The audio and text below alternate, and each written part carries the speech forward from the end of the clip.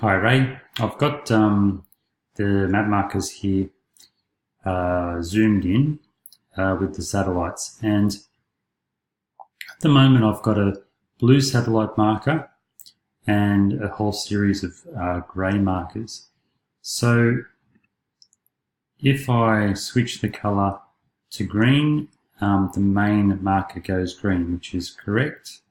Well, we want people to know that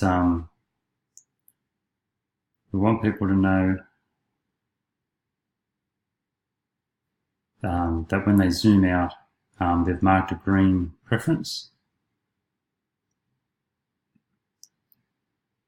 And then grey markers, if they're all grey, the main marker is grey.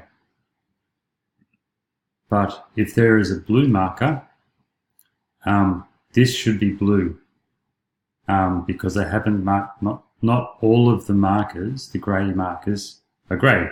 There is one blue one, so it remains blue until all satellite markers are grey. If that condition is met, the main marker there is grey. So you can see here, one satellite marker is green, so that one is green. If they're all grey, that one is to be grey. But if one is blue, this main marker should be blue. So that's essentially it. If you've got any questions, let me know.